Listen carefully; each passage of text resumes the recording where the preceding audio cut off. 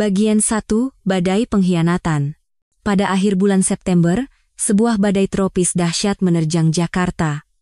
Radio dan televisi, layaknya mantra, berulang kali menyiarkan peringatan agar warga tetap di dalam rumah dan waspada. Hingga jam 11 malam, tunangan saya, Bima Wijoyo, belum juga menunjukkan batang hidungnya. Kami sudah bertunangan, dan pernikahan kami tinggal 2 bulan lagi. Baru beberapa hari yang lalu kami masih bergandengan tangan memilih gaun pengantin, tetapi kini hati saya gelisah seperti terbakar. Saya mengiriminya pesan. Saya menunggu lama, tetapi tidak ada balasan. Hujan semakin deras, dan angin menderu-deru. Saya mulai berpikir Bima tidak akan pulang dalam cuaca seperti ini. Sudah, lebih baik tidur saja, gumam saya sambil menghela napas. Besok ada 2 operasi besar. Namun, baru saja saya memejamkan mata, telepon berdering keras. Sebagai seorang dokter, saya tidak pernah mematikan ponsel. Nyawa manusia tidak bisa ditunda. Saya mengangkat telepon. Dari seberang, terdengar suara melengking yang menusuk gendang telinga. Mbak Alina, Mas Bima kecelakaan, dia tidak sadarkan diri, hujannya deras sekali, kami tidak bisa panggil taksi. Tolong cepat ke sini, Mbak. Telepon langsung ditutup bahkan sebelum saya sempat bertanya apa-apa. Sesaat kemudian, sebuah lokasi dikirimkan ke ponsel saya. Tanpa pikir panjang, saya melompat dari tempat tidur, berganti pakaian, menyambar tas medis saya, dan berlari keluar rumah seperti petugas pemadam kebakaran. Begitu sampai di parkiran basement, angin menghantam wajah saya dan hujan terasa seperti ditumpahkan dari langit. Di tengah guntur dan kilat, saya mengemudi seperti orang gila, menerobos 2 lampu merah, dan akhirnya tiba di tujuan. Anehnya, jalanan itu sepi. Tidak ada seorang pun. Saya menelepon Sinta Ayu, gadis yang tadi menelepon. Sinta, aku sudah sampai. Kalian di mana? Suaranya terdengar santai, seolah sedang memesan makanan. Orang terluka kan tidak boleh dipindahkan sembarangan, Mbak. Mbak kan tenaga medis, masa lupa pertolongan pertama dasar? Setelah itu, dia langsung menutup telepon. 1 detik kemudian, saya menerima informasi lokasi lain. Kali ini dikirim langsung oleh Bima, yang tampaknya sudah sadar, disertai dengan permintaan maaf. Kecelakaan apa? Saya mencengkeram setir dan mengambil napas dalam-dalam. Lokasi baru itu sekitar 500 meter dari sini, di sebuah lounge bar di kawasan Senopati yang sering didatangi Bima dan teman-temannya, yang terkenal dengan minuman enak dan musik keren. Bodohnya, saya masih berpikir, mungkin benar-benar ada kecelakaan. Mereka hanya berteduh sebentar karena hujan terlalu lebat. Ya, saya masih percaya pada hal seperti itu, seorang dokter UGD pun bisa begitu naifnya. Begitu saya membuka pintu mobil, angin mendorong tubuh saya. Hujan dingin menembus pakaian, membasahi rambut, dan membuat baju saya lengket di badan. Lampu kuning di depan bar berkedip-kedip, dan dinding bata yang basah tampak seperti terendam dalam hujan. Saya mendorong pintu dan masuk. Melalui sekat berukir bunga, saya bisa melihat dengan jelas keributan yang menyesakan di ruang pribadi di dalam. Di tengah dentuman musik dan sorak-sorai, Bima sedang minum bersulang-silang tangan dengan Sinta Ayu, gadis yang sama yang memanggil saya seolah-olah ada yang sekarat. Sinta mengenakan gaun tidur merah yang secara terang-terangan memamerkan leher jenjang dan dadanya yang berisi, sementara minuman tumpah di atas bibirnya. Bima, dengan kemeja putih bersih dan rambut klimis, wajahnya tampak baik-baik saja, seolah parfum bisa menyembuhkan kecelakaan. Sebaliknya, saya berdiri terpaku di depan pintu seperti orang bodoh, basah kuyup, berantakan, dan masih memegang tas medis. Teman-teman di dalam ruangan bersorak, "Cium, cium. Wah, Mbak Ipar benar-benar datang. Kan sudah kubilang, Mbak Alina pasti langsung datang kalau dengar Mas Bima celaka." Mas Bima menang taruhan lagi. Setiap kata terasa seperti tamparan di pipi. Ternyata, saya, seorang dokter yang menerobos badai karena mengira kekasihnya terluka parah, hanyalah bahan taruhan murahan bagi sekelompok bajingan ini. Bima dan Sinta akhirnya dengan santai melepaskan diri. Wajah Sinta memerah, entah karena alkohol atau karena saling bertatapan dengan tunangan saya. Saya melangkah masuk, menutup pintu dengan tenang, dan menguncinya dari dalam. Ruangan itu seketika hening, udaranya terasa menyesakkan.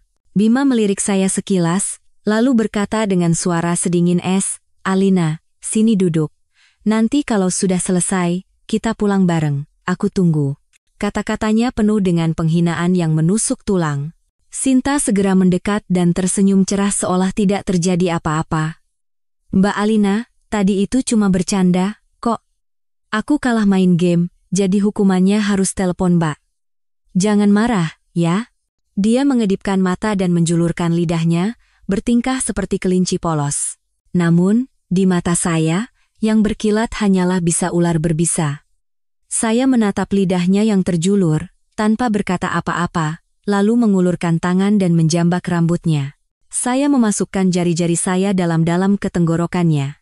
Tepat, bersih, dan tegas. Saya seorang dokter. Saya tahu persis di mana titik untuk memicu muntah, dan saya tidak ragu menggunakan pengetahuan medis untuk membuang limbah biologis ini. Dalam waktu kurang dari 3 detik, Sinta memuntahkan campuran alkohol dan asam lambung ke lantai. Saya melepaskannya, dan tanpa memberinya waktu untuk sadar, saya menarik rambutnya ke belakang dan menampar pipinya berulang kali. Plak, plak, plak. Suaranya menggema seperti jenderang, tajam dan dingin. Di tengah bau alkohol dan muntahan, dia hanya bisa menjerit sekali saat darah bercampur muntahan mengalir dari sudut bibirnya. Bima membeku, dan teman-temannya ternganga, tidak ada yang bisa bereaksi. Baru ketika saya menggenggam segumpal rambut Sinta, teriakan pecah. "Hentikan! Alina, kamu gila!" teriak Bima. Saya tidak menjawab. Saya mengambil botol bir di meja, memecahkannya, dan berlari ke arahnya sambil memegang leher botol yang pecah. Bima menjerit dan mundur seperti tikus melihat kucing. Saya menjambak rambutnya, memukul, menendang, mencakar, memelintir menggunakan semua teknik yang saya pelajari dari ilmu kedokteran dan kehidupan. Bima babak belur hingga nyaris tak bisa dikenali. Teman-temannya akhirnya berlari untuk melerai, tergagap, "Mbak Ipar, ini salah paham. Cuma bercanda." Wajah Sinta bengkak, mulutnya penuh darah, dan lidahnya membengkak hingga bicaranya tidak jelas. "Mbak Alina, maaf, saya tidak mau mati."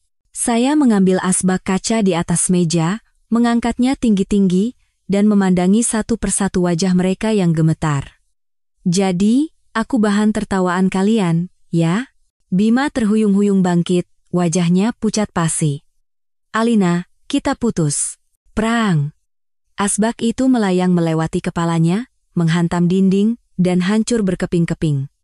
Suaranya setajam vonis mati. Bima meringkuk, matanya penuh ketakutan, tetapi masih berteriak, "Kamu gila? Cuma bercanda sedikit, kenapa harus dibesar-besarkan begini?" Teman-temannya mulai ikut campur. "Mbak Ipar, ini cuma game, kok. Mas Bima sama Sinta tidak ada apa-apa. Jangan marah." Saya tertawa dingin, tawa yang menusuk sampai ke tulang. "Oh, jadi kalian pikir aku gila karena cemburu?" Saya perlahan mengeluarkan pisau bedah dari saku dan meletakkannya di atas meja dengan bunyi klik. Ruangan itu menjadi sunyi senyap. Suara saya tenang, tetapi setiap katanya seperti pisau yang mengiris daging. "Katakan, siapa yang memulai permainan ini?" Semua mata serempak tertuju pada Sinta. Sebenarnya tidak perlu bertanya. Kalau hanya selingkuh, para lelaki ini pasti akan menyembunyikannya, karena mereka tahu pengkhianatan itu perbuatan pengecut. Tapi menjadikan kekhawatiran tulus seseorang sebagai lelucon, itu berarti kehilangan kualifikasi sebagai manusia. Yang membuat saya marah bukanlah masalah perselingkuhan. Ini tentang badai yang mengamuk, telepon yang mengabarkan kecelakaan, dan nyawa seseorang yang saya kira akan segera hilang. Saya seorang dokter, saya tahu nilai sebuah nyawa. Saya menantang bahaya menerobos hujan karena saya pikir orang yang saya cintai berada di ambang hidup dan mati. Tapi ternyata semua itu hanyalah sebuah drama murahan. Saya mengangkat kepala menatap langit-langit. Di luar, hujan masih turun, seperti lagu pemakaman bagi kepribadian orang-orang di ruangan ini. Setetes air hangat jatuh dari sudut mata saya. Bukan karena sakit hati, tapi karena muak. Sinta terisak. "Mbak Alina, maafkan saya, Ini salah saya. Bima, yang masih bernapas, berteriak seolah ingin mempertahankan sisa-sisa wibawanya. Sinta, kenapa kamu minta maaf? Dia yang salah, Alina, kamu benar-benar keterlaluan. Dengar baik-baik, kita putus. Saya tidak membiarkannya menyelesaikan kalimatnya. Dengan sekuat tenaga, saya menjambak rambut Sinta, menyeretnya ke depan Bima, dan menatapnya dengan tajam seperti pisau. Bima, saya menggertakkan gigi sambil mencengkeram pisau bedah di tangan saya. Jika hari ini kata putus keluar dari mulutmu, saya menempelkan ujung pisau yang dingin ke leher Sinta, menekan setiap kata. Jangan harap ada satupun dari kalian di sini yang bisa keluar hidup-hidup. Ruangan itu seketika sunyi senyap. Mulut Bima terkunci, Sinta membeku seperti batu. Mempermainkanku? Saya tertawa dingin. Kamu bahkan tidak punya hak untuk mengucapkan kata itu padaku. Saya mengangkat kepala, memandangi orang-orang di depan saya, dan melontarkan setiap kata seperti bilah pisau. Sampah harus dibuang. Dan bagaimana cara membuangnya, itu terserah saya. Mereka pikir saya sudah tenang. Mereka pikir saya percaya semua ini hanya lelucon. Mereka pikir setelah mengamuk sebentar, saya akan diam-diam pergi. Mereka benar-benar naif. Kamu gila. Turunkan pisaunya. Teriak Bima. Saya berbalik, mata saya menyala-nyala, dan berteriak di telinganya seperti guntur. Simpan peringatan murahanmu itu, bajingan. Hari ini, biar ikan mati dan jaring robek, aku akan mengirim hubungan kita ini ke neraka bersamamu. Saya tertawa menghina ke arah teman-temannya. Dan kalian semua, apa pantas aku sendirian melawan kalian yang banyak ini? Lucu sekali. Ternyata Bima hanya bergaul dengan para pengecut. Saat itu, salah satu dari mereka dengan gemetar berlari ke pintu dan memutar gagangnya. Mbak Ipar, saya tidak ada urusan dengan ini, sumpah. Sayangnya, pintu terkunci dari dalam. Sekali putaran tidak cukup untuk melepaskannya dari takdir yang memalukan ini. Saya menjambak rambut Sinta, menarik wajahnya ke belakang, dan menempelkan pisau ke pipinya. Nona Sinta, masih mau bilang ini lelucon? Dia gemetar hebat, bibirnya membiru, dan mengangguk seperti ayam mematuk makanan. Mbak Alina, ini cuma bercanda. Sumpah, kami tidak ada hubungan apa-apa. Saya menyeringai, lalu dengan ujung pisau, saya menyayat tali gaun merah tipisnya hingga putus. Gaun itu melorot ke bawah. Dengan sekali sayatan lagi, tali branya putus. Sinta menjerit, memeluk dadanya, dan meringkuk. Saya menarik rambutnya lebih keras dan berteriak di depan wajahnya, bercanda? Bercanda sampai telanjang begini? Mau aku gali kuburan leluhurmu untuk bahan bercandamu juga? Bima, melihat kekasihnya telanjang di depan teman-temannya, kehilangan akal dan menerjang. Dia menjambak rambut saya dan menampar pipi saya. Saya tidak menghindar, saya menerimanya. Satu pipi saya terasa terbakar, dan mulut saya terasa anyir karena darah. Bagus. Kalau polisi datang, ini hanya akan jadi penganiayaan dua pihak. Wajar jika seorang wanita yang memergoki pasangannya selingkuh meledak karena cemburu. Ini bahkan bukan kejahatan. Alina, sampai kapan kamu mau mengamuk? Teriak Bima. Aku sudah bilang baik-baik tapi kamu tidak tahu diri. Ini hanya lelucon, mengerti? Saat itu, seseorang dari luar mendobrak pintu. Teman-temannya berhamburan seperti lebah yang sarangnya diganggu, saling menunjuk dan melarikan diri, tidak ada yang berani tinggal. Di luar, manajer bar dan para tamu berkerumun dengan mata penasaran, seolah menonton sirkus. Tiba-tiba, saya melompat ke pelukan Bima dan menangis terseduh-seduh, seolah-olah saya adalah korban paling malang di dunia. Bercanda? Bercanda sampai telanjang begini? Saya mundur dan berdiri di tengah pintu, seperti seorang aktris di atas panggung, merentangkan kedua tangan, dan berteriak seperti ibu-ibu yang pernah saya lihat di rumah sakit. Semuanya, lihat, pelacur ini telanjang di pelukan laki-laki saya dan bilang ini cuma bercanda. Apa ini bisa dipercaya? Saya menjambak rambut Sinta dan menyeretnya keluar pintu. Dia meringkuk, menutupi dadanya dengan gaunnya. Saya berteriak, apa yang kamu tutupi? Dulu kamu juga mengirimiku foto telanjangmu dengan laki-laki saya di tempat tidur. Sekarang kenapa malu? Saya melompat ke arah Bima dan menjewer telinganya. Katakan dengan keras biar seisi bar ini dengar. Sudah berapa kali kamu tidur dengan pelacur ini? Bima marah dan mendorong saya hingga jatuh. Dia memegangi pipinya sambil berteriak, Alina, aku mau putus. Bahkan sebelum kata putus selesai diucapkannya, botol bir di tangan saya menghantam tulang keringnya dengan keras. Jeritan membelah keheningan malam. Dalam kekacauan itu, pakaian dalam tipis Sinta robek di tangan saya dan jatuh ke lantai seperti kain lap usang. Seluruh tubuh saya berlumuran darah mengalir dari sudut bibir saya, tetapi saya merangkak bangkit. Mata saya merah menyala seperti lentera yang terbakar melawan badai. Seperti binatang buas yang lepas kendali, saya mulai menghancurkan semua yang ada di dalam bar. TV, speaker, meja, kursi, botol semuanya hancur berkeping-keping. Pecahan kaca berhamburan kemana-mana, seperti suara tawa gila saya sendiri. Saat itu, saya bukan lagi seorang dokter. Saya adalah seorang wanita yang memergoki pasangannya selingkuh, di mana akal sehat telah hilang, hanya menyisakan amarah yang mendidih dan bau anyir pengkhianatan. Kerumunan di depan pintu mulai berbisik. Ya ampun, 1 wanita, 5 pria, telanjang di tengah bar pula, pasti ketahuan sama istrinya.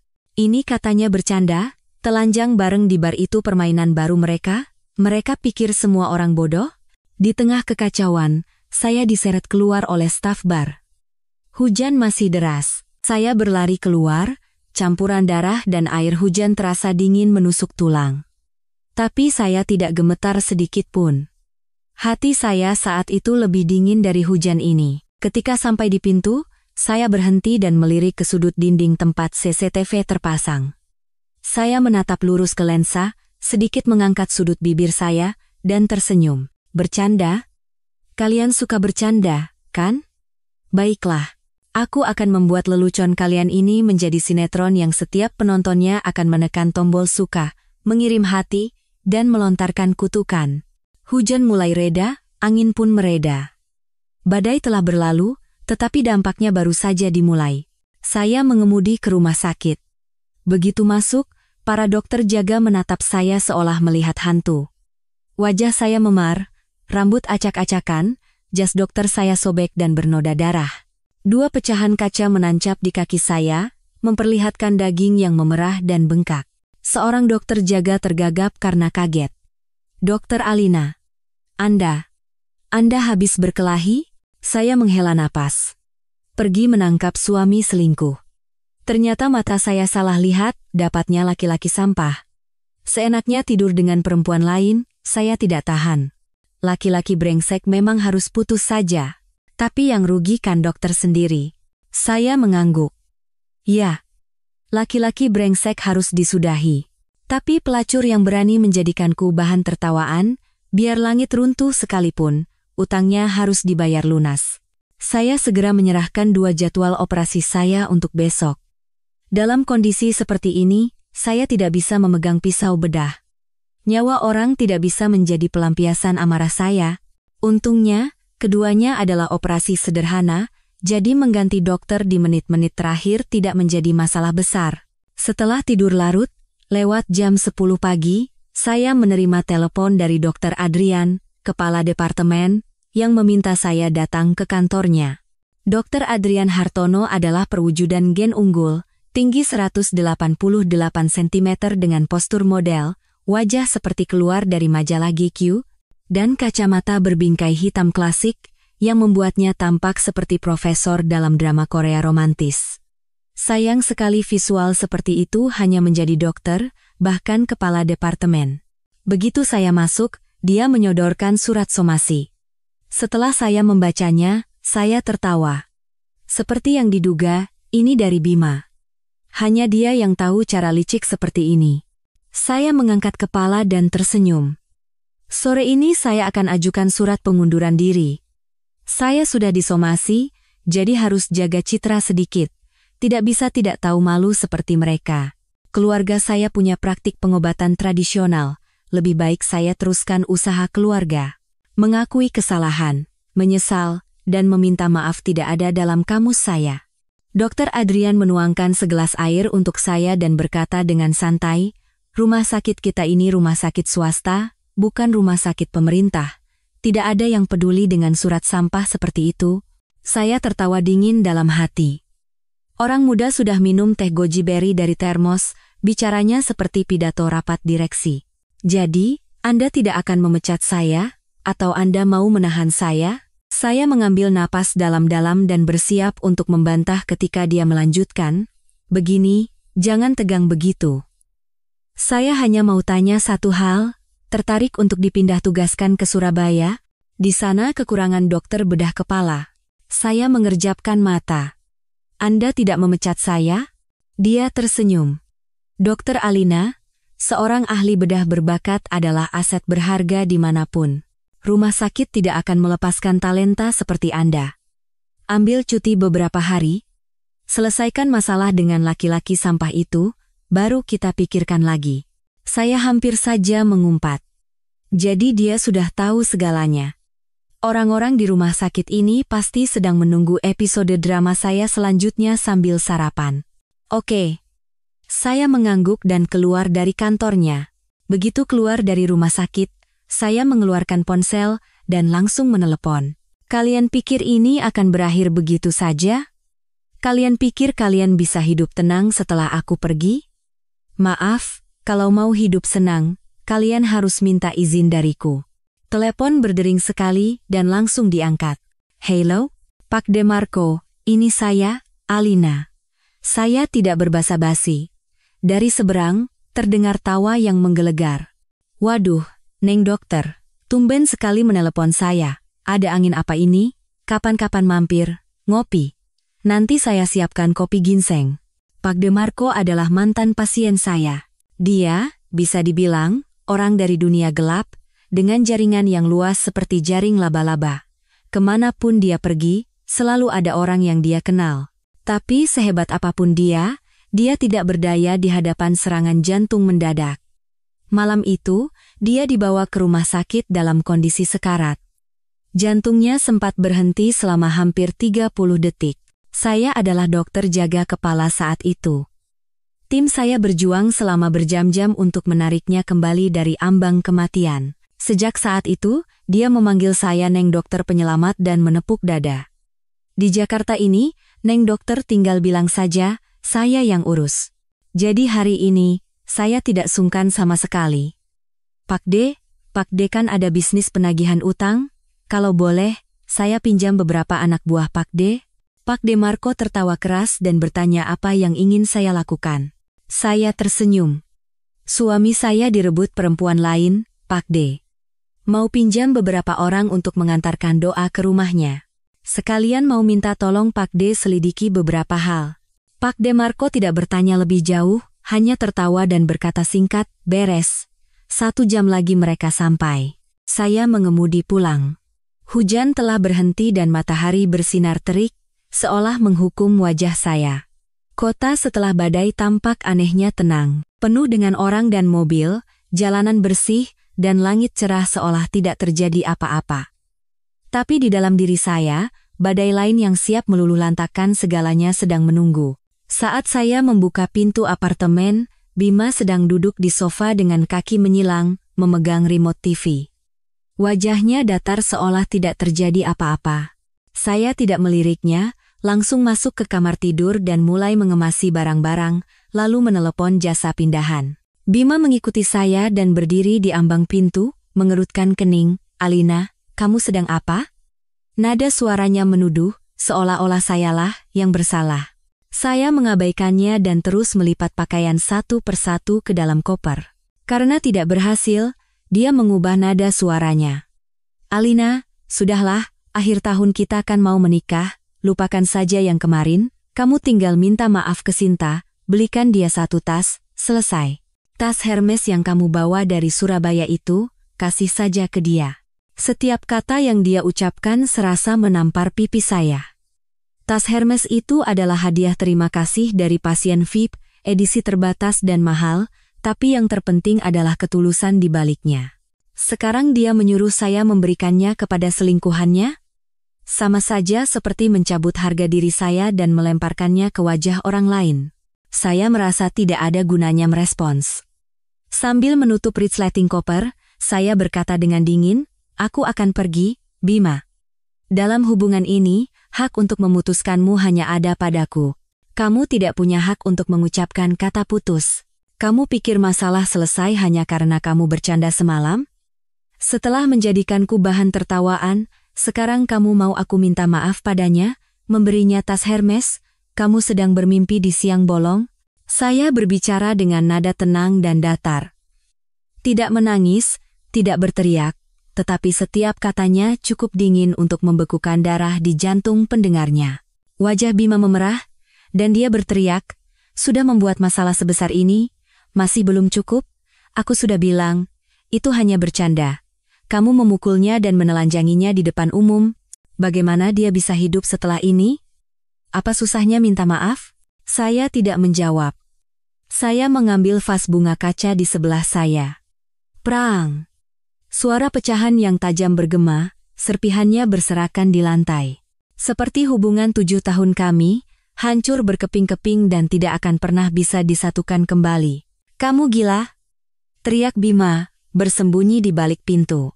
Saya membungkuk, mengambil sepotong pecahan kaca, dan melangkah mendekatinya.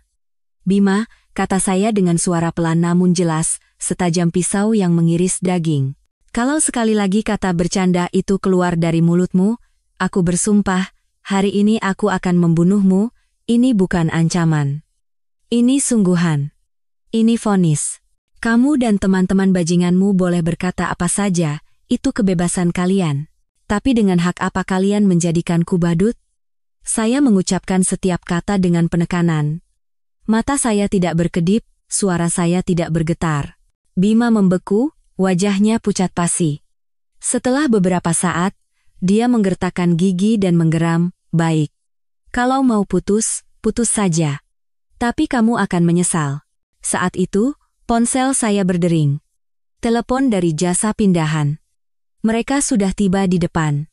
Saya menyuruh mereka untuk langsung naik. Kurang dari 10 menit, para petugas datang dan dengan cepat memuat semua barang saya ke dalam truk, seolah sedang menjalankan misi khusus. Sebelum pergi, salah satu petugas bertanya, "Mbak, ada lagi yang mau diangkut?" Bima masih duduk di sofa, wajahnya sedingin es, matanya terpaku pada layar TV, seolah-olah semua ini tidak ada hubungannya dengan dia. Saya berjalan lurus ke meja kopi, mengambil asbak kaca, dan melemparkannya ke TV. Layar seharga puluhan juta rupiah itu hancur berkeping-keping, memancarkan kilatan seperti kembang api di siang hari. Bima langsung melompat dan berteriak, "Alina, aku sudah memberimu muka, kenapa kamu masih bertingkah?" Saya berbalik, tidak menatapnya, dan meninggalkan satu kalimat dengan suara sedingin pisau. "Karena kamu menjadikanku badut, mulai hari ini, aku akan membuatmu tidak bisa hidup tenang satu hari pun." Setelah itu, saya menyeret koper saya dan meninggalkan apartemen. Saya memiliki sebuah apartemen kecil berukuran sekitar 80 meter persegi di dekat situ. Tidak besar, tapi bersih, tenang, dan yang terpenting, atas nama saya. Ibu pernah berkata, seorang wanita harus punya rumah atas namanya sendiri, sekecil apapun, harus miliknya sendiri. Dulu saya tidak terlalu memikirkannya, tapi sekarang saya sadar, ibu saya seperti dewa. Keesokan harinya, hari Minggu, saya membawa 4 pria bertato dengan bahu lebar, yang terlihat seperti keluar dari film gangster, langsung ke rumah Sinta. Brak, brak, brak. Saya menggedor pintu seperti orang gila, memegang megafon, dan berteriak, "Sinta Ayu, keluar. Tidak cukup tidur dengan laki-laki saya, sekarang kamu berani menjadikanku bahan lelucon di pesta kalian? Keluar. Kamu pikir ini bisa selesai begitu saja?" Salah satu pria bertato mulai menendang pintu. Sekali hantam dengan bahunya, pintu terbuka lebar. Begitu pintu terbuka, Ibu Sinta berlari keluar dengan wajah memerah dan berteriak, "Apa-apaan ini? Anak saya perempuan baik-baik." Saya tidak banyak bicara. Saya mengeluarkan selembar foto dari saku dan menunjukkannya di depan wajahnya. "Lihat baik-baik. Ini anak baik-baik Anda? Suruh dia keluar." Saya mau dengar penjelasan langsung dari mulutnya. Saya mengangkat megafon dan berteriak sekeras-kerasnya hingga seluruh kompleks perumahan bisa mendengarnya. Bapak-bapak, ibu-ibu, tolong nilai sendiri. Anak keluarga Santoso ini tidak hanya merebut pacar saya, tapi juga berbohong kalau dia kecelakaan supaya saya lari ke bar di tengah hujan badai. Tahu apa yang terjadi waktu saya sampai? Perempuan ini telanjang di pelukan pacar saya, bersulang seperti pengantin baru. Lalu mereka semua tepuk tangan dan tertawa, bilang itu cuma bercanda. Bapak, Ibu, apa ini perbuatan manusia? Orang-orang dari rumah sebelah mulai keluar untuk menonton. Ada yang membuka pintu, ada yang berdiri di teras, bahkan ada yang langsung merekam video. Anak itu, si Sinta, kelihatannya polos, ternyata makin besar makin liar ya. Minggu lalu saya lihat dia pakai rok pendek yang kelihatan pantatnya, jalan di gang sambil goyang-goyang kayak ular. Tadi malam dia lari dari bar sambil telanjang dan teriak-teriak gila. Saya rekam semua videonya, sebarin di grup WhatsApp. Orang kayak gitu harus diusir dari sini. Wajah Ibu Sinta menjadi hitam, urat di dahinya menonjol. Dia berbalik dan berteriak ke dalam rumah, Sinta Ayu, keluar sekarang. Jelaskan ke Mama, apa yang sebenarnya kamu lakukan. Sinta keluar terhuyung-huyung. Rambutnya acak-acakan, wajahnya pucat, dan dia hanya mengenakan piyama yang kusut. Begitu melihat putrinya, ibunya berlari, menjambak rambutnya, dan menariknya dengan keras. Kemarin kamu pulang basah kuyup bilang terpeleset. Lalu luka ini apa? Dipukuli orang masih berani bohong? Sinta memegangi kepalanya, dan berteriak kesakitan, menangis terseduh-seduh sambil menatap saya dengan gemetar. Mbak Alina, ini salah paham. Saya dan Mas Bima benar-benar hanya minum-minum dan bercanda sedikit. Saya mendengus. Bercanda lagi? Saya mengayunkan tangan. Suara tamparan yang nyaring menggema di halaman, membuat seluruh lingkungan menahan napas.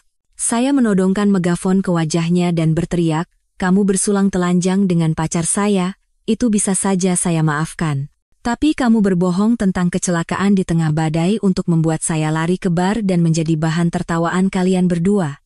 Kamu mau menguji hati saya, atau mau menghina saya di depan semua orang?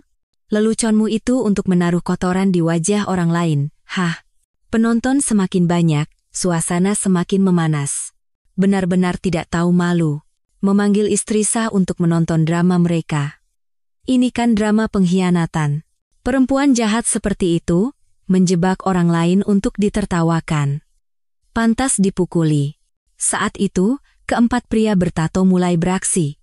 Tongkat plastik menghantam perabotan dan barang-barang di rumah Sinta.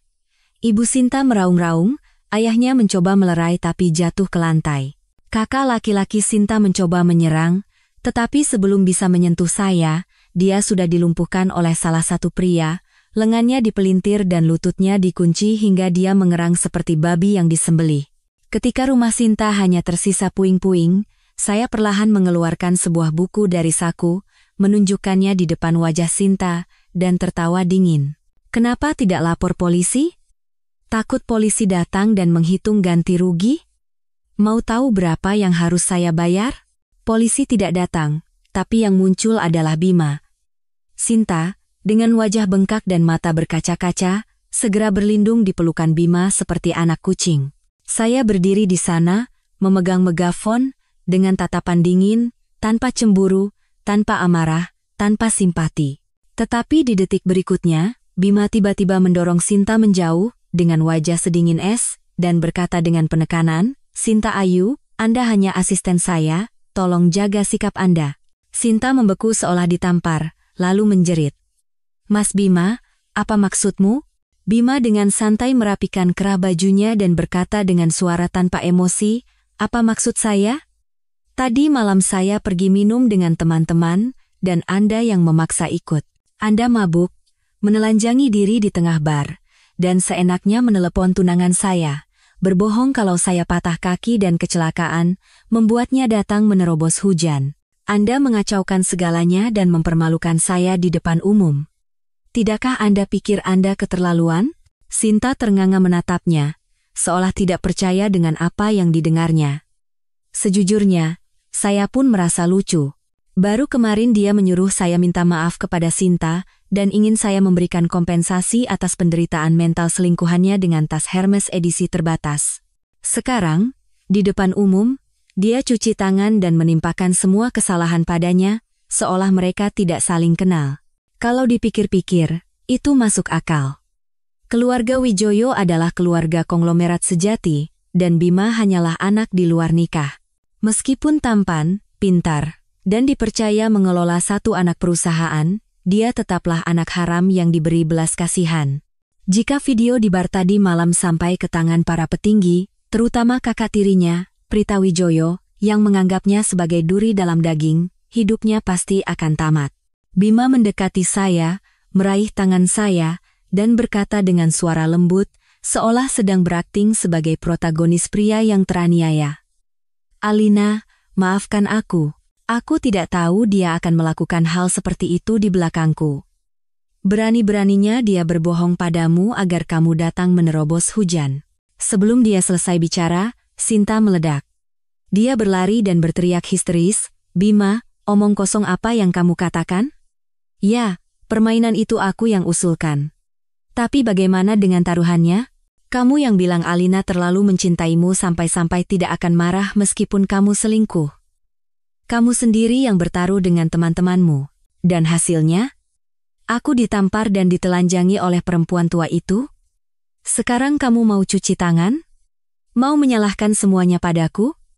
Bima, kamu laki-laki bukan?"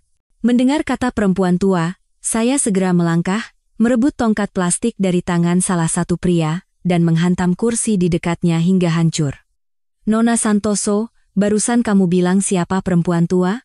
Sinta gemetar, meringkuk seperti tikus yang terperangkap. Saya mendekat, mata saya memerah, dan berkata, "Dasar pelacur, kapan aku jadi tua? Aku bahkan belum memanggilmu anjing, tapi kamu sudah menggonggong duluan." Lalu saya berbalik ke Bima dan berkata dengan penekanan, "Dan kamu, menjauh dariku. Melihat wajahmu saja aku mau muntah." Setelah itu, saya berbalik dengan tegas, rambut saya berkibar, dan memimpin orang-orang saya meninggalkan rumah Sinta.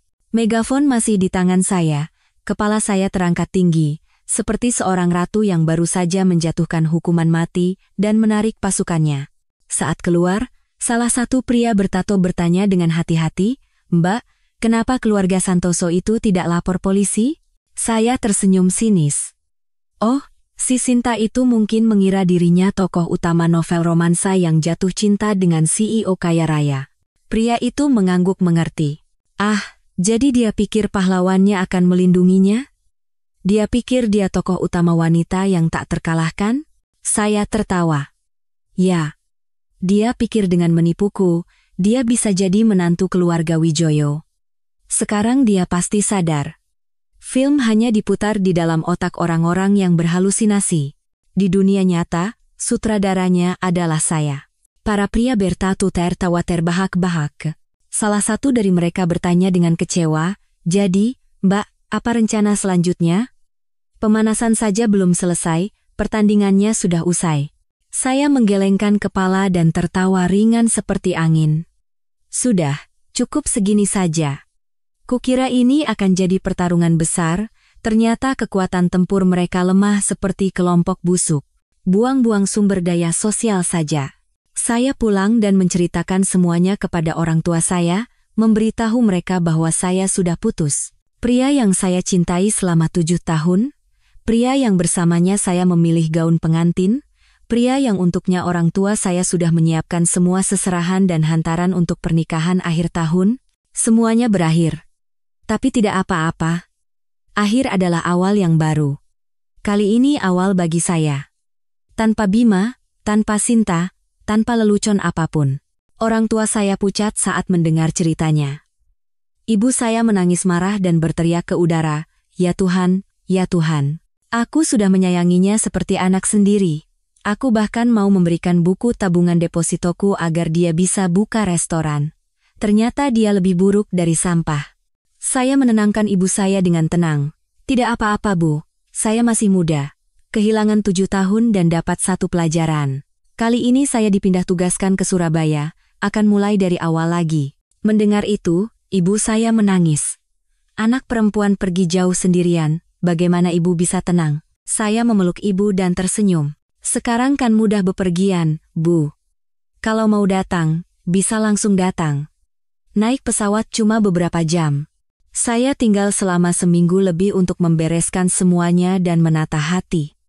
Tepat saat akan meninggalkan kota, saya menerima pesan dari seseorang.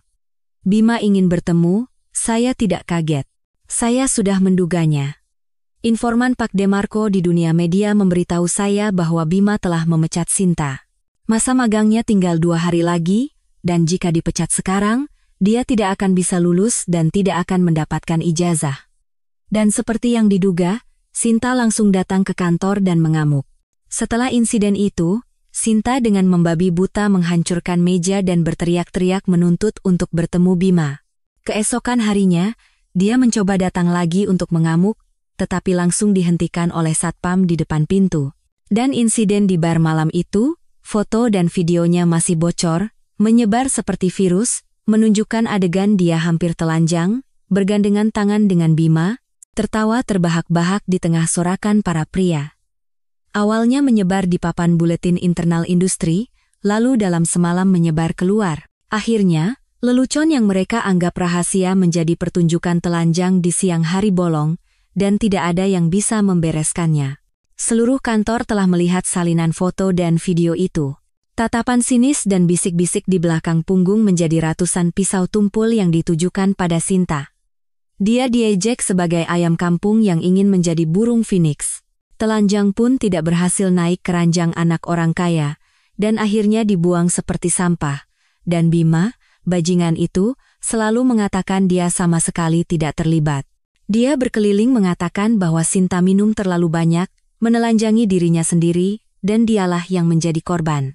Dia bahkan mengatakan bahwa saya salah paham, secara sepihak meminta putus, dan membuat keributan yang membuatnya menderita selama berminggu-minggu. Singkatnya, dia adalah master dalam memainkan peran korban. Perbuatan saya yang membawa pisau bedah, menghancurkan asbak, dan membawa orang untuk berkelahi, dihapus bersih olehnya seolah tidak pernah terjadi. Di depan rekan-rekannya, dia bahkan berakting sebagai protagonis pria yang setia. Kalian tahu kan betapa aku mencintai Alina. Aku jatuh cinta pada pandangan pertama saat bertemu di universitas. Aku mengejarnya selama 2 tahun baru akhirnya pacaran. Kami sudah 7 tahun bersama, dan akan segera menikah, tapi semua hancur karena seorang wanita bodoh, dan soal insiden di bar itu, aku hanya pergi minum dengan beberapa teman. Si Sinta itu yang memaksa ikut, kupikir dia masih muda, hanya ingin bersenang-senang. Siapa sangka dia akan bersembunyi di toilet, menelepon Alina, dan berbohong kalau aku kecelakaan. Alina tulus mencintaiku, jadi dia langsung datang menerobos hujan. Dia marah pada wanita gila itu, salah paham, dan akhirnya kami putus. Mulut pria benar-benar alat terbaik untuk mengubah hitam menjadi putih. Jika saya bukan pihak yang terlibat, saya pun akan tertipu oleh kata-katanya. Jadi, Sinta tidak punya ijazah, tidak punya pekerjaan, dan dicemooh oleh seluruh masyarakat.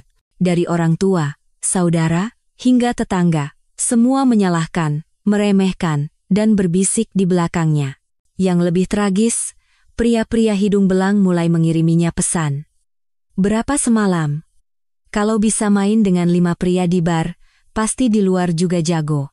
Gadis yang bermimpi menjadi pahlawan wanita konglomerat akhirnya langsung menuju neraka sosial. Tidak ada yang menolong, tidak ada yang bersimpati. Beberapa hari kemudian, saya dan Bima bertemu di sebuah kafe. Dia datang dengan sangat gagah. Di tangannya ada buket bunga besar dan tas Chanel baru, seolah-olah apapun yang kamu mau akan kubelikan. Begitu melihat saya, dia mendekat dan berkata dengan mata berbinar seperti protagonis drama, "Alina, kamu benar-benar mau pergi? Tidak ada apa-apa antara aku dan perempuan itu, hanya salah paham. Aku bersumpah, mulai sekarang, aku hanya akan mencintaimu dan tidak akan melirik perempuan lain."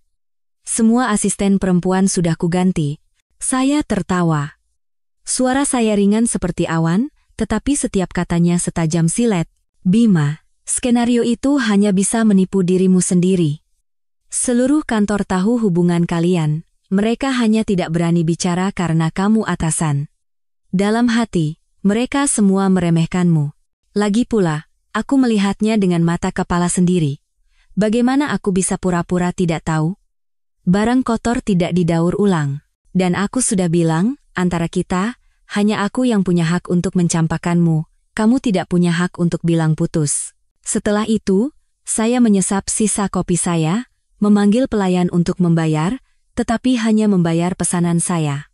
Saat keluar, dia masih mengikuti dan menahan saya. Alina, setelah urusan di sini selesai, aku akan menyusulmu ke Surabaya. Saya tidak menoleh, tidak menjawab, berjalan pergi dengan dingin seolah-olah eksistensi bernama Bima tidak pernah ada dalam hidup saya.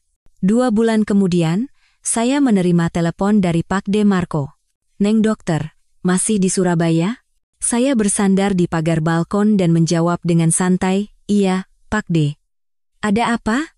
Langit mau runtuh?" Pak De Marco tertawa keras. "Bukan mau runtuh, tapi laki-laki kurang ajar itu ditabrak mobil sampai terbang jauh. Satu kakinya hancur, setengah tulang rusuknya patah, dan kepalanya bolong besar. Otaknya pecah atau tidak belum tahu. Sekarang terbaring di ICU, hidup atau mati belum jelas." Saya mengangkat alis dan tersenyum tipis. Dari yang kudengar, berarti dia belum mati. Pak De Marco tertawa kering. "Coba tebak, kecelakaan atau disengaja?" Saya menyesap teh dan menjawab dengan tenang. "Pak De, kalau kecelakaan, pasti dari awal sudah bilang. Ini pasti disengaja." "Biar saya tebak. Sinta." Pak De Marco bertepuk tangan. "Tepat." Neng dokter memang masih tajam. Dia perempuan yang sangat nekat. Dia menguntit bajingan itu selama lebih dari sebulan, menunggu saat yang tepat ketika dia keluar dari kantor, lalu menginjak gas dan menabraknya. Dia mau mundur untuk menabraknya lagi, tapi malah menabrak pohon sampai mobilnya tersangkut. Kalau saja kemampuan menyetirnya lebih baik, mayat Bima sekarang pasti tidak utuh. Pak De Marco mengatakannya setengah bercanda, tetapi tidak ada yang salah dari ucapannya. Sebulan setelah Bima mengalami kecelakaan dan Sinta divonis penjara seumur hidup karena percobaan pembunuhan, saya kembali ke Jakarta untuk mengurus beberapa urusan pribadi. Saya secara khusus pergi ke penjara untuk bertemu Sinta sekali saja. Ketika melihatnya, saya hampir tidak mengenalinya. Tatapan mata kosong, wajah kuyu, rambut yang dulu indah kini dicukur habis. Begitu saya mengangkat gagang telepon, dia yang lebih dulu berteriak dari balik kaca tebal. "Kenapa jadi begini, Alina? Kenapa jadi begini? Awalnya dia jelas-jelas mencintaiku. Dia menyayangiku dan memperhatikanku.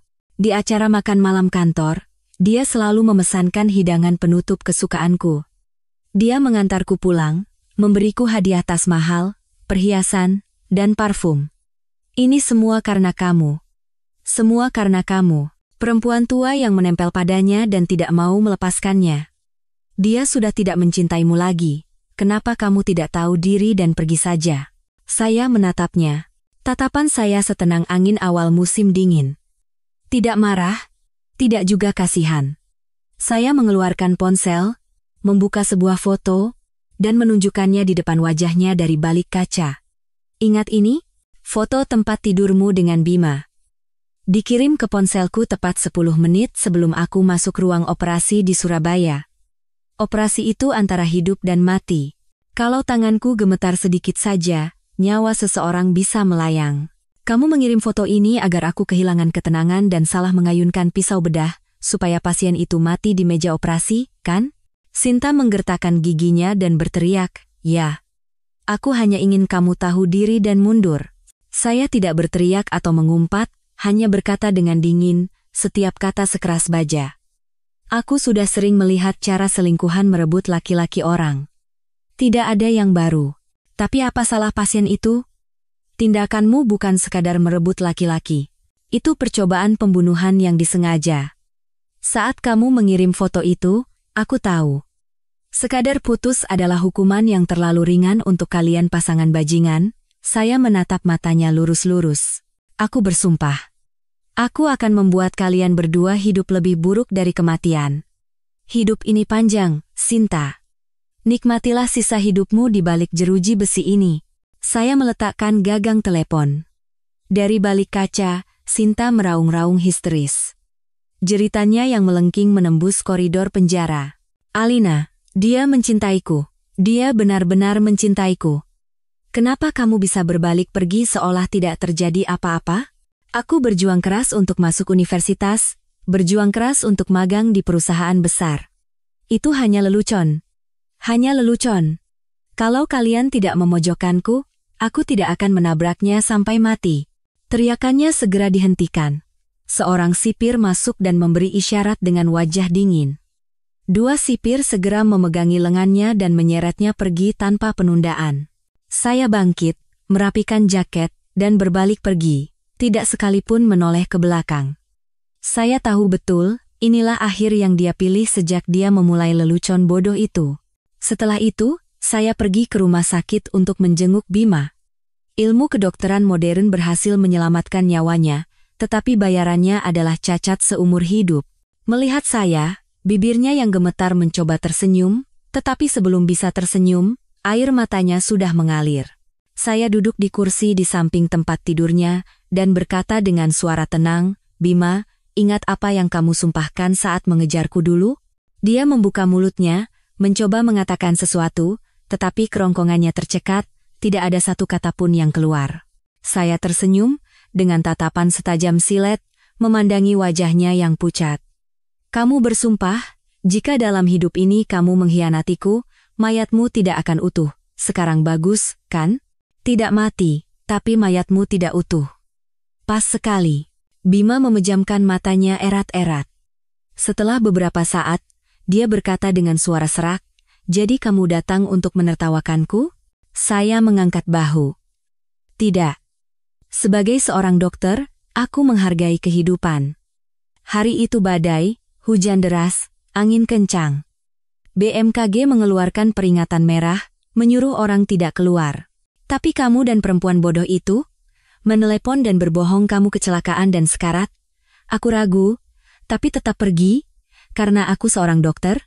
Kalau orang yang kucintai benar-benar dalam bahaya, aku tidak bisa menunda.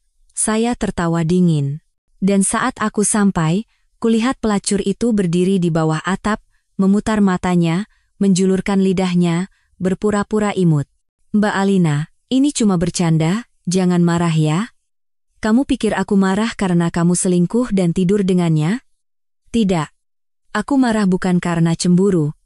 Aku marah karena tidak dihargai. Kamu tidak menghargaiku, dan dia lebih-lebih lagi." Saya membungkuk dan berbisik di telinganya, setiap kata jelas seperti pisau yang mengiris daging. "Sekarang bagus, kan?" Saya tersenyum, dengan suara ringan seperti angin awal musim dingin. Lelucon saat itu akhirnya jadi kenyataan. Dia membuat semua ejekan dan drama konyol itu menjadi kenyataan.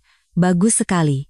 Saya membungkuk, memandangi tubuhnya yang lumpuh, dan berkata dengan penekanan, "Bima, mulai sekarang, nikmatilah perlahan-lahan efek samping dari kecelakaan itu. Luka baring karena berbaring terus, tulang patah yang ngilu siang dan malam, bernanah, dan perawat malam yang bisa kamu sewa dengan sedikit uang untuk memukulimu, memakimu, dan meludahi wajahmu kapan saja. Akhirnya, kamu juga menjadi badut yang hidup dalam lelucon yang kamu buang. Benar-benar." Saya tersenyum tipis, lalu seolah teringat sesuatu, saya memiringkan kepala dan bertanya, "Oh ya, ku dengar kasus penggelapan dana perusahaanmu terungkap?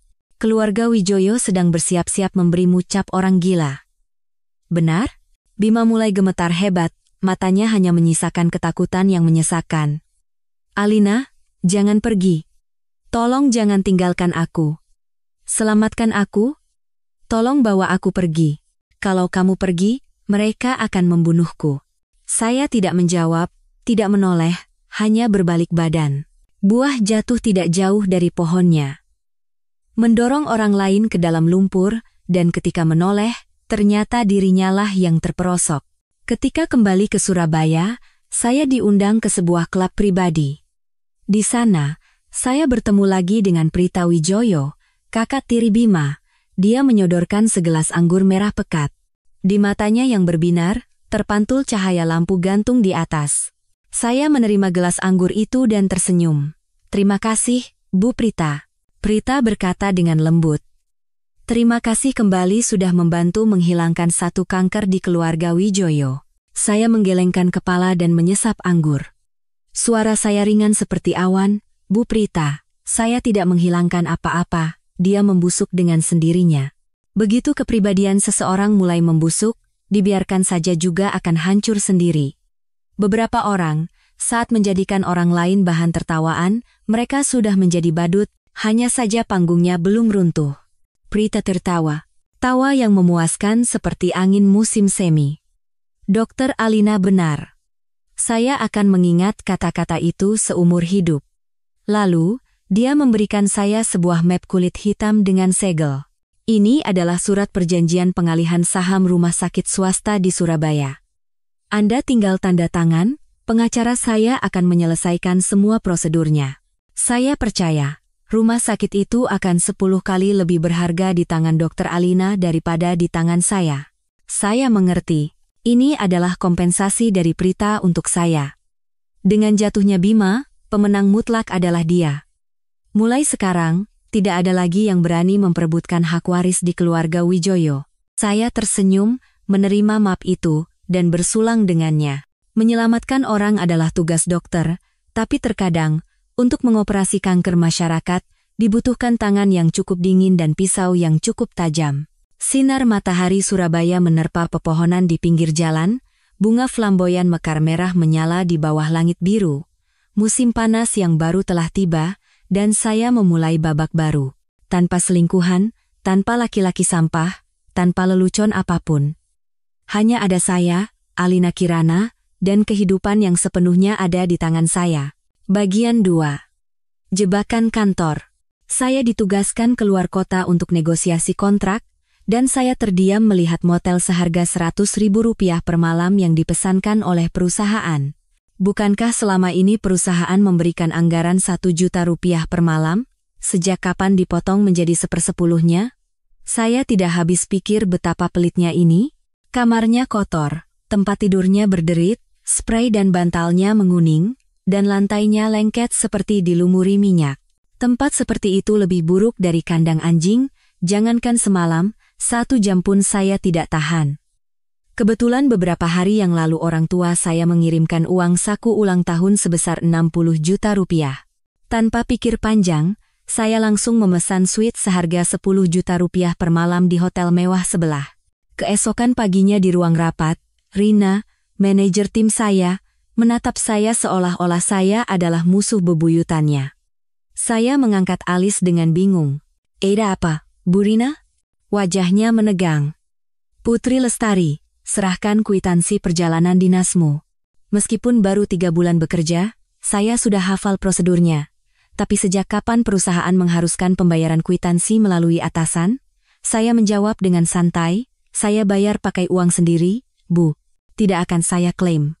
Rina menghela napas dan berkata seperti seorang guru moral, Putri, selagi muda harus bisa menahan diri. Cuma untuk tidur semalam, di mana saja kan sama saja? Perusahaan sudah pesankan hotel, kenapa buang-buang uang? Uang itu lebih baik dipakai untuk berbakti pada orang tua. Saya tertawa sinis. Tenang saja, Bu.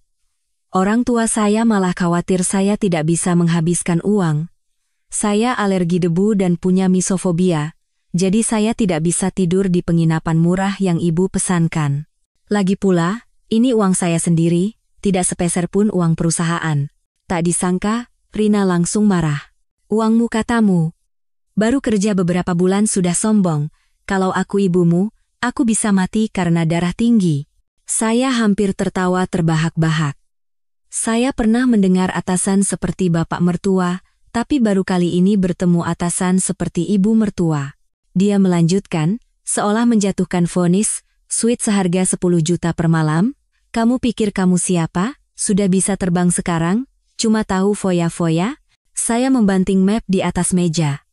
Maaf, tapi saya pakai uang saya sendiri, bukan urusan ibu. Di luar pekerjaan, jangan harap bisa mengatur-atur saya. Wajah Rina pucat pasi, lalu memerah. Aku ini menasihatimu demi kebaikanmu sendiri. Tahu dirilah sedikit. Saya menyeringai. Orang sebaik ibu pasti disukai semua anggota tim kita, ya? Dia gemetar karena marah dan melambaikan tangan. Sudah. Nanti malam kita bicarakan lagi. Serahkan laporannya sekarang. Saya mengambil napas dalam-dalam, menahan emosi, dan harus kembali bekerja. Berkat kontrak senilai 70 miliar rupiah itu, saya menjadi karyawan terbaik bulan ini. Tapi sebelum sempat bernapas lega, Rina datang lagi dengan gusar, membanting laptop di depan saya. Setelah kupikir-pikir lagi, ini aneh. Saya melipat tangan dan menatapnya dengan dingin. Apanya yang aneh? Coba katakan. Dia menggeram. Kamu bilang pakai uangmu sendiri. Dari mana uang itu? Gaji, bonus, tunjangan. Semua kan dari perusahaan? Kamu hidup mewah dengan uang perusahaan seperti anak konglomerat. Apa orang tuamu menyekolahkanmu untuk belajar boros begini? Saya mengepalkan tangan dan memiringkan kepala menatapnya. Bu Rina, tolong jaga bicaranya. Saya dapat gaji karena berhasil mendapatkan kontrak 70 miliar, itu wajar. Cara bicara ibu itu menghina orang lain. Dia menggertakkan giginya. Aku sudah periksa. Bulan ini kamu dapat hampir 160 juta. Tapi aku masih pusing bayar cicilan rumah dan mobil, langganan gym seharga 79.000 saja tidak sanggup. Kamu baru 20-an, baru kerja 2 bulan, sudah dapat uang sebanyak itu? Siapa yang bodoh? Udara di kantor membeku, rekan-rekan mulai berbisik. Saya berdiri. Mata saya memerah. Bu Rina, Anda gila? Gaji saya itu pribadi? Perusahaan punya aturan larangan membicarakan gaji, tapi ibu malah menyebarkannya ke seluruh divisi. Waktu itu semua bilang klien itu sulit, saya yang maju. Saya tidak mengemis, tidak mencuri, tidak menipu. Setiap rupiah yang saya terima adalah hasil kerja keras saya. Kalau iri, buktikan dengan kemampuan Anda. Jangan karena lebih tua beberapa tahun, Anda merasa bisa menginjak-injak kepala orang lain. Saya hampir meneriakkan kalimat terakhir. Saya pikir dia akan malu dan diam, tapi dia malah mengeluarkan kartu terakhirnya. Kalau bisa menginap di kamar seharga 10 juta, berarti tidak kekurangan uang, kan? Kalau begitu, bonus 150 juta itu bagi saja ke seluruh tim. Sebagai tanda terima kasih pada rekan-rekan yang sudah membantumu selama 2 bulan ini. Saya hampir pingsan. Siapa yang mengajari logika seperti ini hingga bisa jadi manajer? Apa otaknya ditukar dengan penanak nasi? Saya mengeluarkan ponsel, hendak menelepon Aditya. Pria ini menempatkanku di divisi yang santai agar tidak stres, tapi hasilnya malah melemparkanku ke kandang harimau. Saat baru lulus, saya hanya berencana bekerja main-main selama 2 tahun. Tapi dia memohon hampir menangis, bilang akan gila kalau tidak bertemu saya sehari saja. Hati saya luluh, dan saya masuk kerja, menyembunyikan hubungan kami untuk menghindari gosip, tapi sekarang, saya tidak tahan lagi. Kalau Rina ini tidak diurus, saya bisa depresi karena stres. Baru saja mau menelepon, ponsel di tangan saya direbut. Rina melirik layar, tertawa sinis, dan mematikan telepon. Nama kontaknya, sayangku? Kamu berani juga ya, Putri.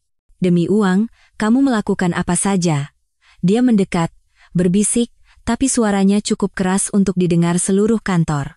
Bonus 150 juta itu, lebih baik kamu bagi sendiri.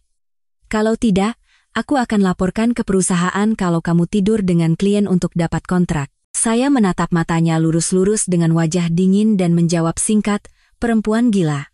Lalu saya berbalik pergi. Tidak ada gunanya menatapnya lagi. Di belakang, Rina berteriak histeris sambil menghentak-hentakan kakinya. Sesampainya di rumah, saya semakin marah memikirkannya. Kalau saja Aditya tidak sedang perjalanan dinas, saya pasti sudah langsung menelepon dan memarahinya. Saat itu, ponsel saya berdering. Sebelum sempat membuka pesan, puluhan permintaan pertemanan membanjiri layar. Begitu membaca isinya, saya hampir melempar ponsel. Mbak cantik, besok jam 5 sore saya jemput pulang kerja ya. Putri, keluarga saya miskin tapi saya tulus. Kalau menikah dengan saya, kamu cukup jadi ibu rumah tangga saja. Tidak perlu khawatir apa-apa. Mbak manis, kalau berkenan, minggu ini kita urus surat nikah ya. Sebelum saya sadar, saya menemukan diri saya sudah ditambahkan ke grup WhatsApp Biro Jodoh beranggotakan 500 orang. Di dalam grup, semua informasi pribadi saya dari nama, tempat kerja, hingga foto KTP tersebar luas. Bahkan admin grup membuat daftar harga seolah saya barang dagangan. Foto setengah badan 90.000, foto seluruh badan 299.000, foto tanpa riasan 599.000. Membaca kata-kata kotor dan vulgar di dalam grup membuat kepala saya pusing seperti ditampar di siang hari. Saya mengambil napas dalam-dalam dan mengirim pesan ke akun yang foto profilnya paling tidak terlihat seperti penipu. Saya sudah menikah. Dari mana Anda dapat informasi pribadi saya? Tak disangka, orang itu langsung mengumpat. Sudah menikah. Lalu kenapa ibumu mendaftarkanmu? Satu keluarga gila semua ya? Otak udang. Tangan saya gemetar karena marah. Ibu saya tidak mungkin melakukan itu. Ibu bahkan hadir di pernikahan saya dan Aditya. Kata-kata admin grup itu membuat saya mencium bau konspirasi. Keesokan paginya, begitu masuk kantor, Rina sudah duduk di kursi saya dengan kaki menyilang, wajahnya angkuh seolah memiliki dunia. Putri, bagaimana calon-calon yang aku kenalkan kemarin? Pilih saja pelan-pelan. Sebagai senior, aku menasihatimu dengan tulus. Perempuan muda-muda tersesat. Kalau sudah menikah, hidup akan stabil. Saat saya hendak membantah, Dian, sekretaris direktur utama, memanggil saya keluar. Begitu keluar dari kantor, terdengar bisik-bisik di belakang. Itu kan sekretaris direktur, jangan-jangan Putri mau dipromosikan? Dia kan baru dapat kontrak besar, pasti dapat perlakuan khusus. Rina tertawa sinis dan berkata dingin, dia mau promosi? Langkahi dulu mayatku. Mungkin dia dipanggil direktur untuk dihukum. Saya mendengar setiap katanya dengan jelas, tapi tidak ada gunanya membalas. Terkadang, diam adalah tamparan paling keras. Sekretaris Dian membawa saya ke parkiran basement, menyerahkan sebuah kunci berkilauan, dan tersenyum lebar. Ibu Putri, semalam Bapak Aditya ada jamuan tamu dan minum agak banyak. Ini hadiah dari Bapak sebagai permintaan maaf. Di depan saya ada sebuah Porsche yang berkilauan di bawah lampu parkiran. Setengah dari amarah saya langsung hilang. Saya menyipitkan mata dan berkata, tolong sampaikan ke Aditya, saya mau mengundurkan diri. Wajah Dian memucat, tapi dia terus mengangguk. Awalnya saya mau memintanya menyelidiki insiden kwitansi perjalanan dinas. Tapi saya urungkan niat itu. Kalau saya tiba-tiba berhenti, Aditya pasti akan menggeledah seluruh perusahaan untuk menyelidikinya. Saya tidak mau terlibat dalam kekacauan itu. Saya kembali ke kantor untuk mengemasi barang-barang. Saya ingin segera pergi dari tempat busuk ini. Tapi begitu sampai di meja saya berhenti, meja saya kosong. Semua barang saya iPad, laptop, mouse nirkabel, bahkan pelembab udara hilang. Saat saya menarik kursi, tas Hermes yang saya letakkan di bawahnya juga tidak ada. Di mana tas dan komputer saya? Siapa yang menyentuh barang-barang saya? Seluruh kantor sunyi senyap. Saat itu, Rina muncul dengan segepok uang tunai di tangannya, wajahnya berseri-seri seperti menang lotre. Sudah kujual semua, barang bekas ini kan. Sekalian bantu perusahaan, sekalian bantu balikin modal bos. Saya kira saya salah dengar, tapi melihat meja yang kosong, saya sadar satu hal, dia benar-benar melakukannya. Sudah kubilang. Kalau orang tuamu tidak bisa mengajarimu, biar aku yang mengajarimu. Sekarang seluruh divisi tahu bonus 150 juta itu hasil dari caramu yang tidak benar. Uang haram harus dikembalikan ke perusahaan. Dia mengangkat gepokan uang itu, menghitungnya lembar demi lembar. Barang-barang rongsokanmu itu kujual 80 juta. Setelah dipotong uang yang harus dikembalikan ke perusahaan, sisanya sudah kukirim ke kampung halamanmu untuk berbakti pada orang tuamu. Amarah saya membara. Saya meneriakkan setiap kata seperti palu godam, Rina, kamu gila. Satu tasku saja harganya ratusan juta. Dengan hak apa kamu menjual barang-barang pribadi saya? Rina melirik saya dengan tatapan menghina. Sepertinya orang tuamu benar-benar sudah angkat tangan ya. Mengajari sopan santun saja tidak bisa. Baru lulus dan kerja beberapa bulan. Aku sudah memberimu muka, tapi kamu ternyata tidak tahu malu. Berani-beraninya bilang uang itu hakmu. Mendengarnya saja aku muak. Bagaimana bisa dia mengucapkan fitnah sekeji itu? Kepala saya penuh dengan kata-kata umpatan yang ingin saya lontarkan ke wajahnya. Saya menahan diri agar tidak memukulnya lagi. Saat itu, sesosok tua berambut putih muncul di ambang pintu. Saya berhenti. Itu nenek saya. Nenek yang tinggal sendirian di desa, usianya hampir 80 tahun, dan belum pernah sekalipun ke kota. Nenek berdiri di sana dengan tatapan cemas dan bingung. Saya segera berlari dan memapahnya. Jantung saya terasa diremas. Belum sempat bertanya apa-apa, Rina tersenyum munafik. Aku mencari tahu alamat rumahmu dan menemukan nenekmu yang berusia 80 tahun tinggal sendirian di desa, jadi aku membawanya ke sini. Sebagai cucu, kamu harus berbakti. Jangan habiskan uang untuk hal-hal tidak berguna. Pikirkan juga orang yang sudah berkorban seumur hidup untukmu. Dia benar-benar gila. Setelah itu, Rina mengeluarkan segepok uang dari sakunya, mengambil beberapa lembar, dan meletakkannya di tangan nenek seolah sedang beramal. Sisanya ini uang perusahaan, akan kugunakan untuk membayar bonus dan acara tim. Terima kasih, Bu Rina. Bu Rina memang punya visi yang hebat. Pemikirannya dalam. Rekan-rekan bertepuk tangan dan menjilat. Nenek memegang beberapa lembar uang dan berdiri termangu di tengah ruangan. Jelas sekali dia kaget dan bingung. Hati saya terasa terbakar. Sekarang saya tidak peduli lagi dengan citra atau perdebatan. Saya hanya ingin segera membawa nenek pergi dari tempat gila ini. Saat saya berbalik untuk pergi, tiba-tiba terdengar suara seorang pria dari belakang, Porsche di parkiran basement. Milik siapa ya? Itu satpam perusahaan. Saya ingat betul. Di garasi hanya ada satu Porsche baru yang diberikan Aditya semalam. Satpam itu mengangkat sebuah foto, dan seluruh kantor langsung heboh. Di foto itu, cat mobilnya tergores di mana-mana, bempernya hancur, dan seseorang menulis pelakor tidak tahu diri dengan cat putih. Kepala saya serasa meledak. Darah saya naik ke ubun-ubun. Saya berteriak sekuat tenaga, itu mobil baru. Saya bahkan belum pernah memakainya. Rekan-rekan saling pandang lalu tertawa. Mobil baru. Kamu mau bilang kamu punya Porsche? Jangan-jangan ambil foto dari internet lagi? Kalau memang hebat, coba keluarkan kuncinya. Biar kita lihat asli atau tidak. Saya menggertakkan gigi, tangan saya gemetar karena marah, dan langsung berlari ke garasi. Nenek kaget dan mengikuti saya dari belakang.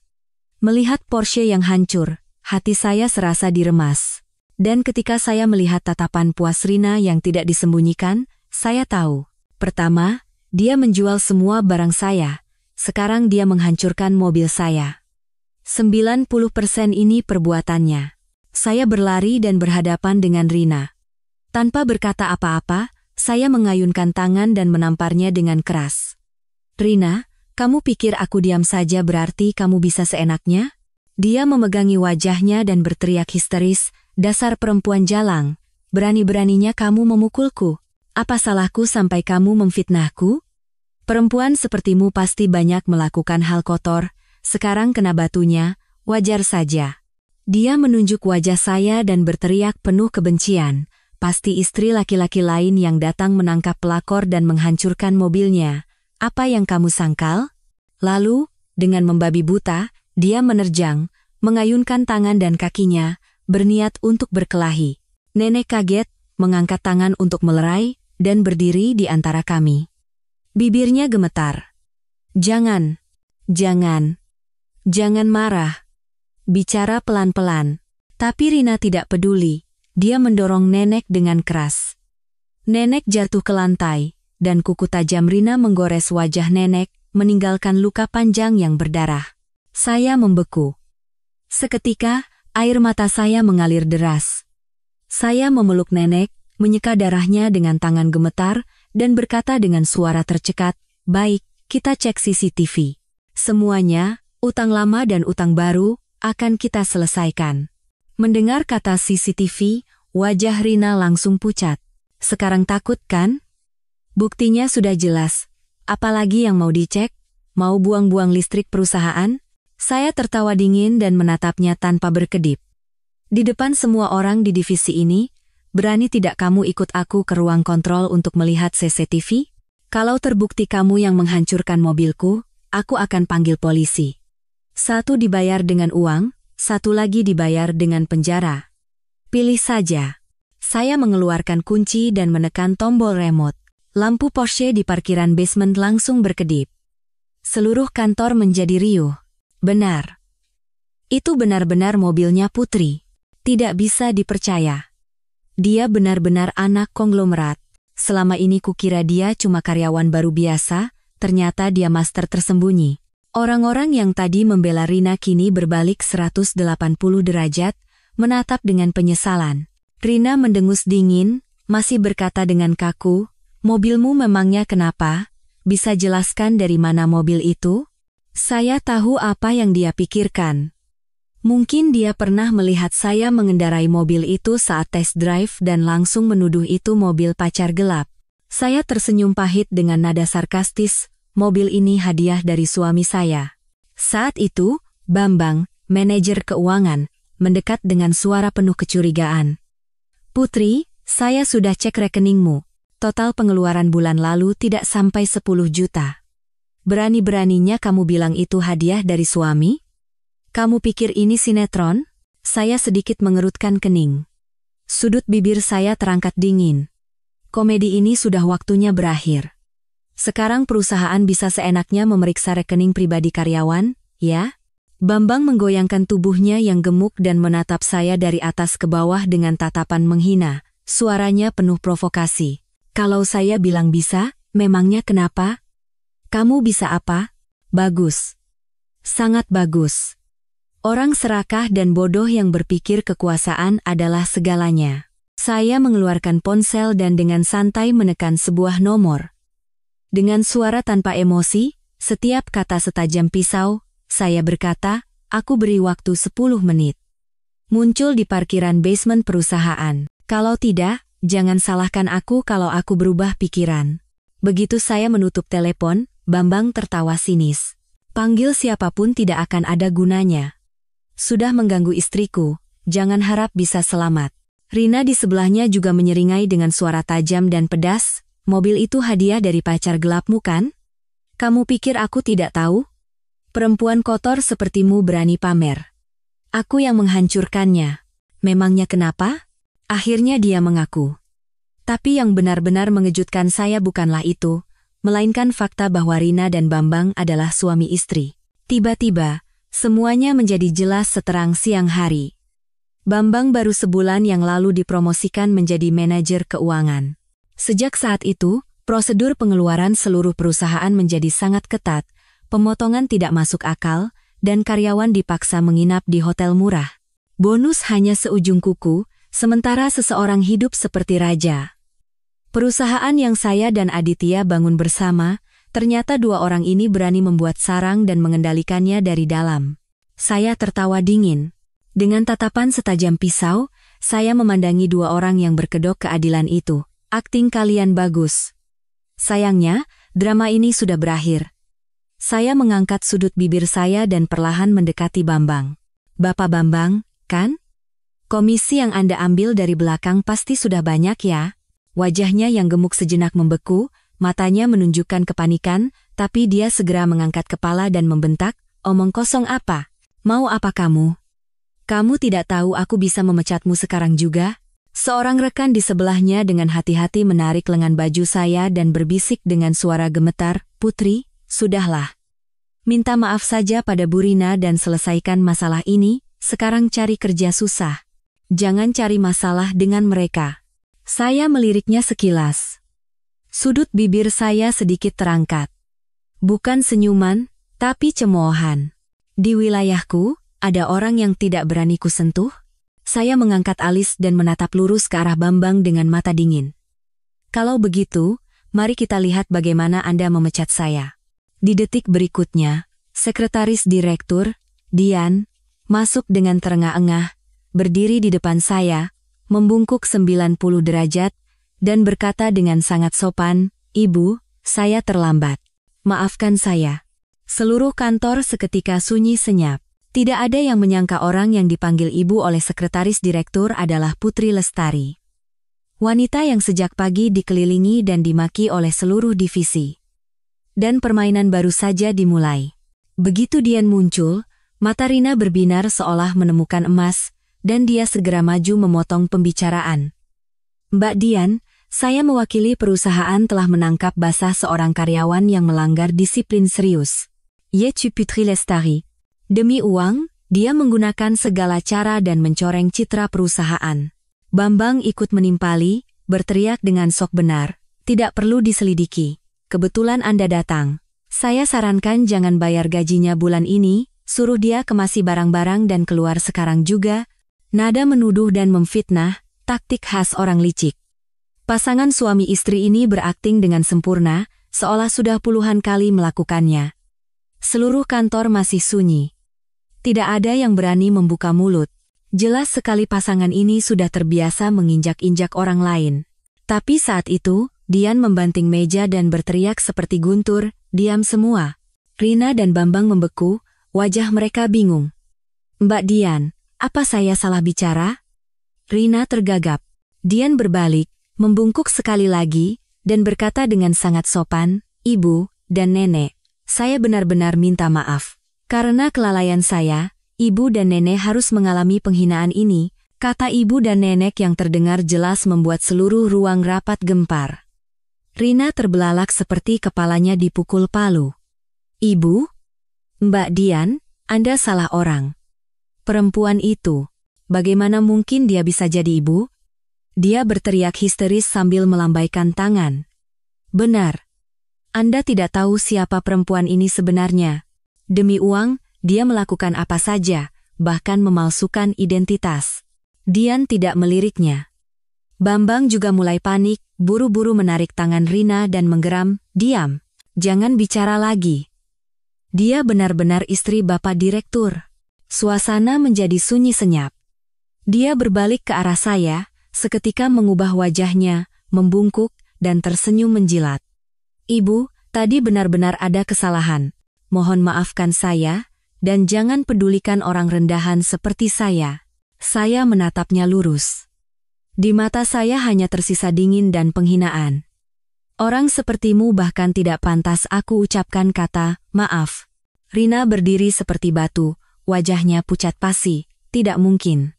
Aku jelas-jelas melihat perempuan itu menerima mobil dari pacar gelapnya. Saat itu, sebuah lengan kokoh melingkari pinggang saya dari belakang." Suara yang familiar, rendah, dan berwibawa terdengar di telinga saya. "Putri, kangen aku?" Saya segera menepis tangannya, marah dan bahkan tidak mau menatapnya. "Aditya, dari mana saja kamu?" Melihat saya marah, dia berhenti sejenak, wajahnya menjadi gelap. Dia berbalik ke Dian dan bertanya dengan suara sedingin es, "Kenapa nenek ada di sini?" Saya mendengus dan menceritakan seluruh kejadiannya sebelum ada yang sempat bicara. Wajah Aditya perlahan-lahan menunjukkan aura dingin, tenang, tajam, dan sangat berbahaya. Bambang dan Rina tidak berani mengangkat kepala, wajah mereka sepucat kertas, keringat mengalir deras. Saat itu, ambulans tiba.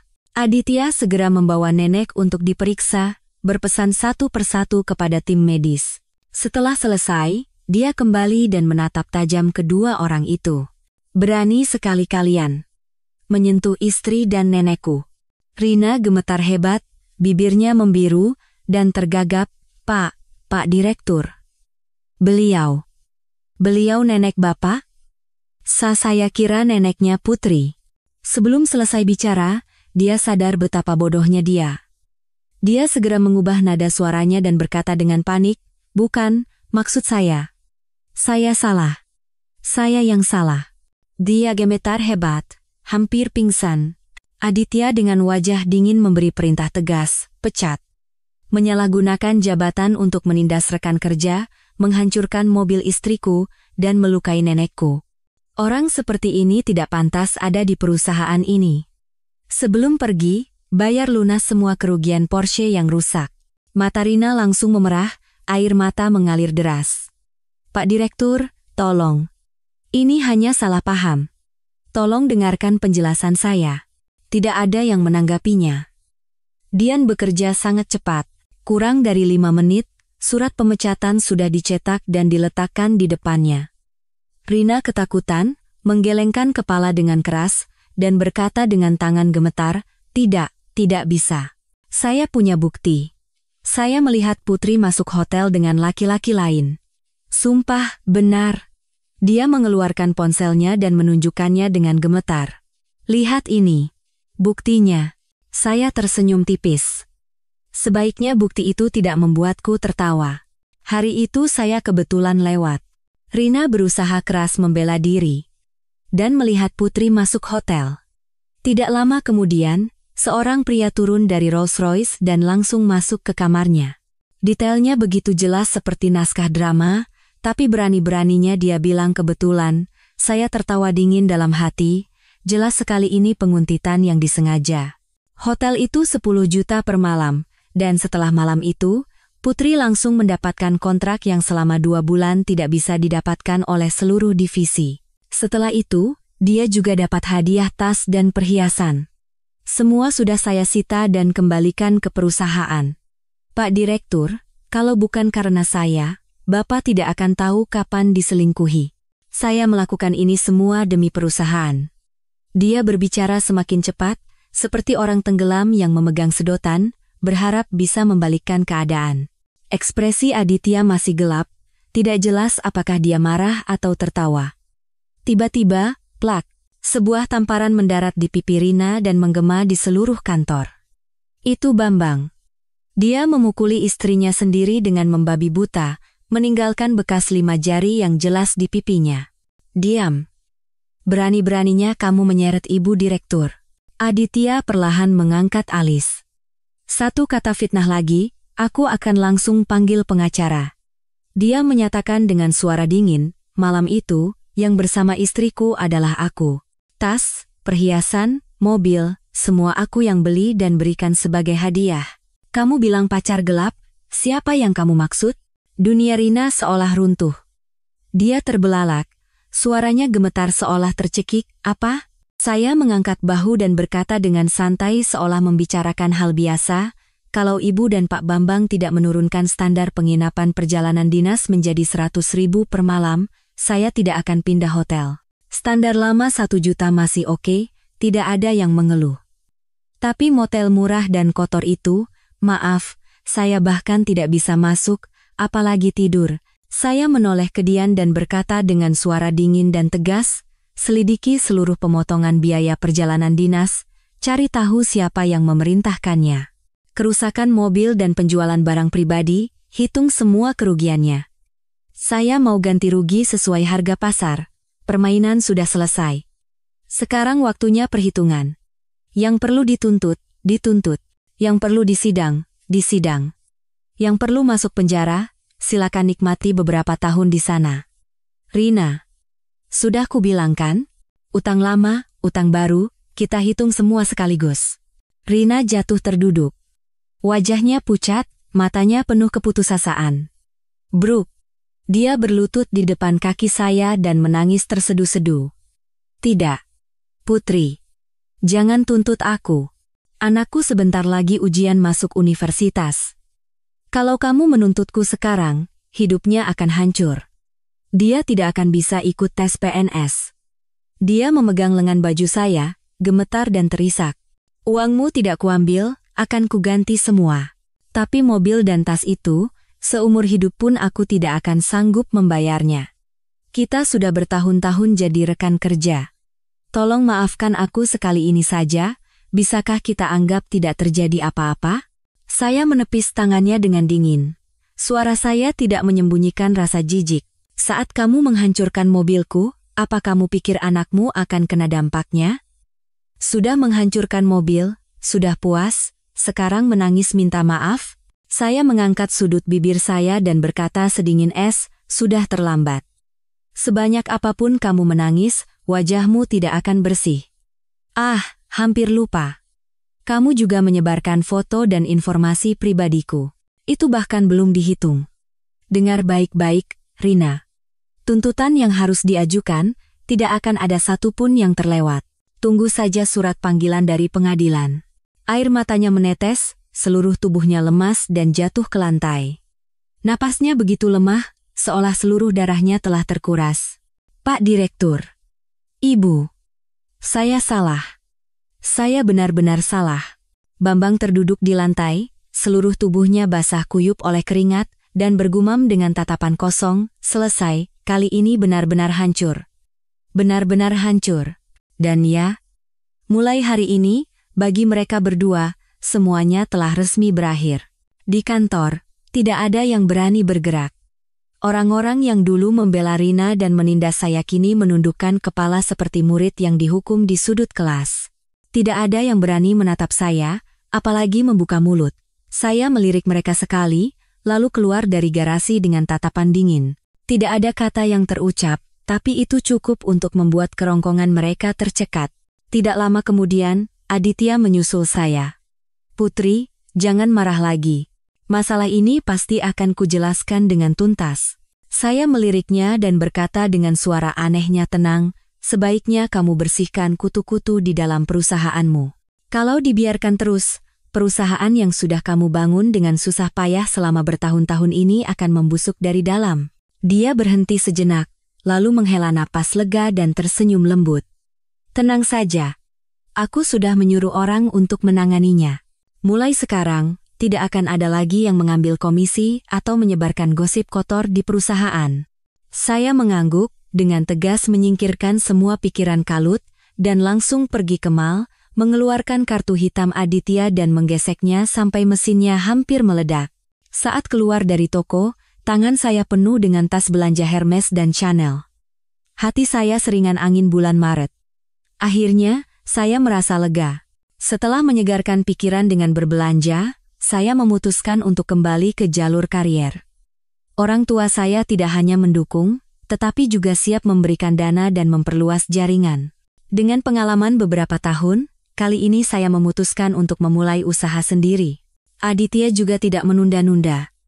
Timnya bekerja sangat cepat dan bersih. Kurang dari 3 hari, kabar pemecatan Rina dan Bambang tersebar di seluruh industri. Alasan pemecatan mereka menyebar seperti bom di grup-grup industri. Label penggelapan, penindasan rekan kerja, dan fitnah istri direktur melekat erat di leher pasangan itu, hampir menutup jalan mereka untuk bertahan di pasar tenaga kerja. Hari itu, saya kembali ke kantor Aditya untuk mengambil beberapa dokumen.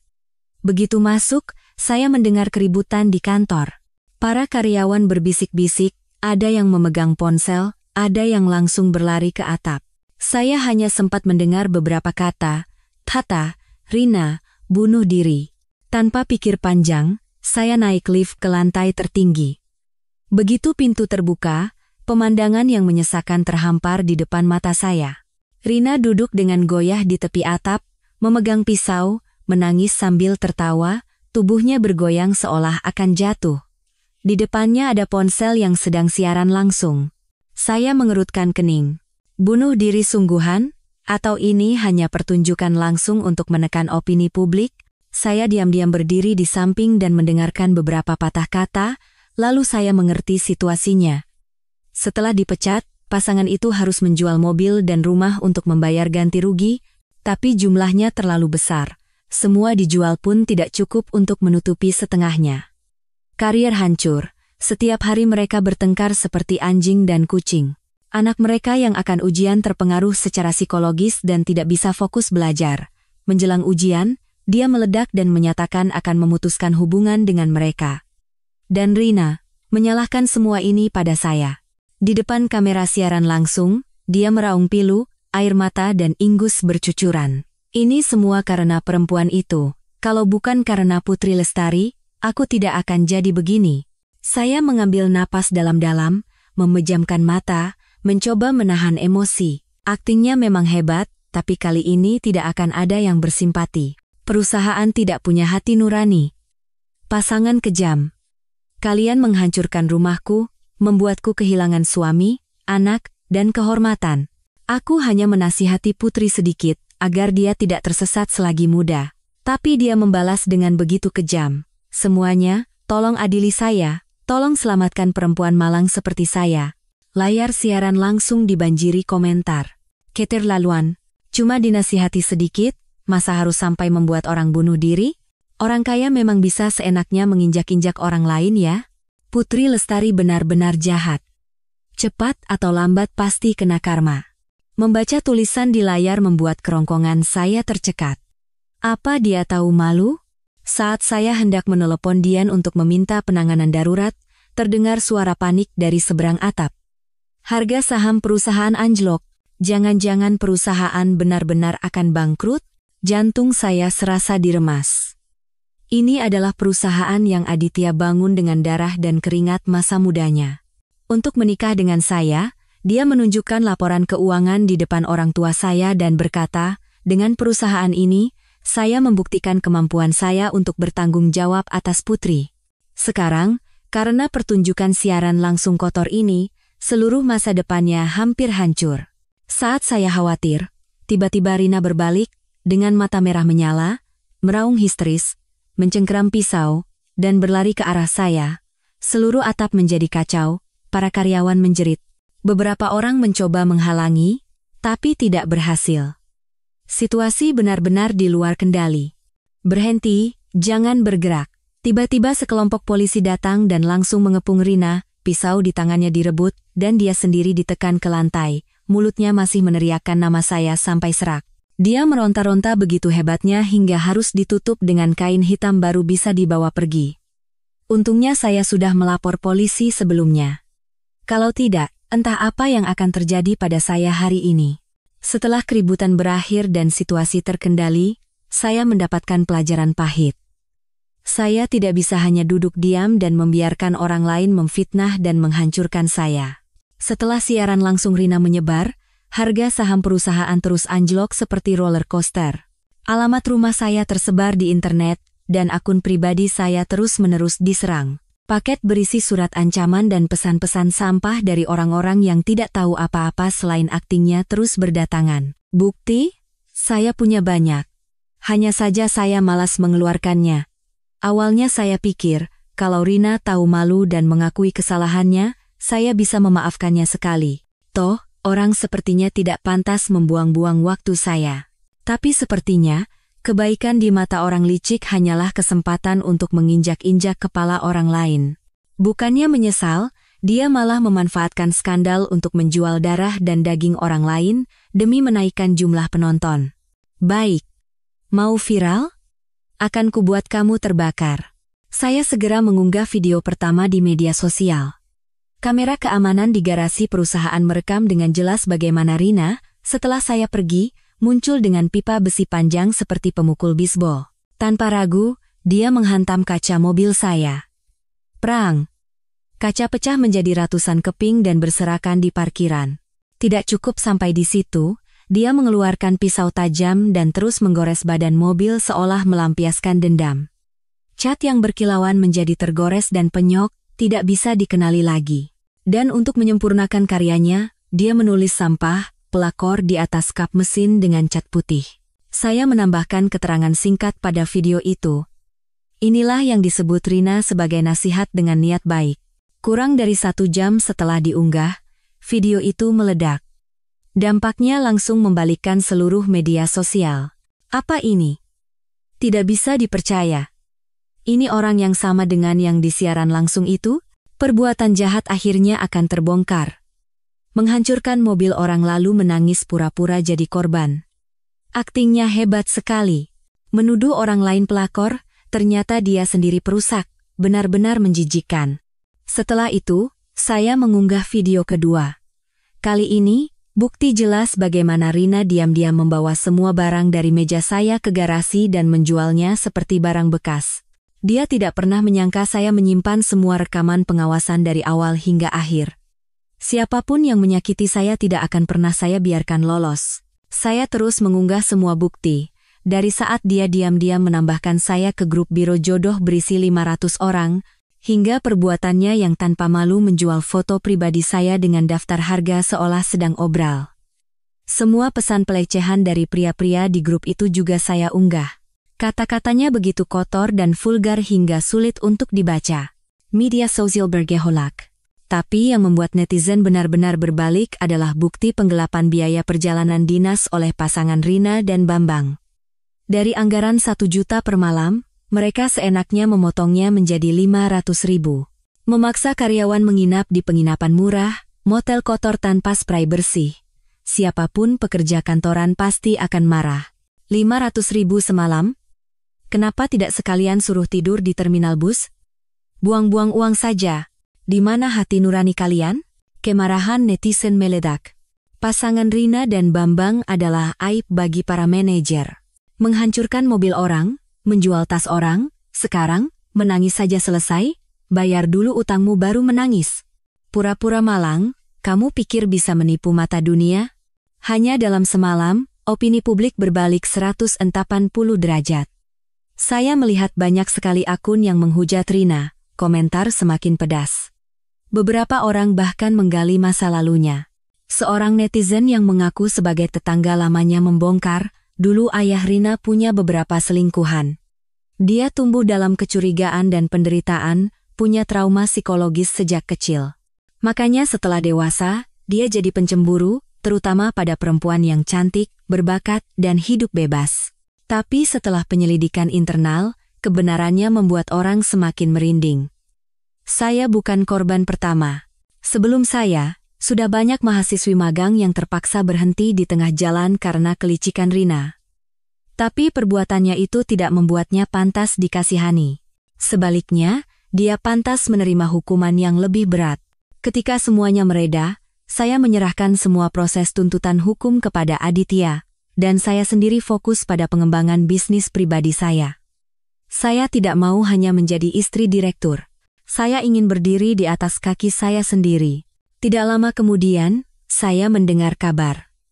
Orang tua Bambang mengusir Rina dari rumah dengan tangan kosong, bahkan hak asuh anak pun tidak bisa dia pertahankan. Pada hari persidangan, kedua tangan Rina dan Bambang diborgol dengan borgol perak yang dingin. Satu orang divonis 7 tahun penjara karena menjual barang milik orang lain dan menyebarkan informasi pribadi. Yang satu lagi divonis 6 tahun penjara karena menyalahgunakan jabatan untuk kepentingan pribadi. Saat polisi hendak membawa mereka, wajah Rina sepucat kertas, matanya kosong seolah jiwanya telah hancur. Dia melihat saya, memegangi kepalanya, dan terisak-isak di ruang sidang. Sekarang aku baru sadar betapa salahnya aku. Aku kehilangan segalanya. Anakku pun membuangku. Putri, maafkan aku. Aku salah. Tolong maafkan aku. Bambang berbeda. Dia menunduk tanpa berkata apa-apa. Bahkan saat polisi memborgol dan menyeretnya pergi, dia tidak melawan, tidak menatap siapapun, tidak menangis, tidak tertawa, seperti mayat hidup tanpa jiwa. Seluruh hidupnya dibayar lunas hanya karena satu kebodohan. Saya melihat dari kejauhan dengan tenang. Tidak senang, tidak puas, tidak merasa menang. Hanya merasa semuanya memang harus seperti ini. Aditya berdiri di samping saya, tidak bergeser sedikit pun.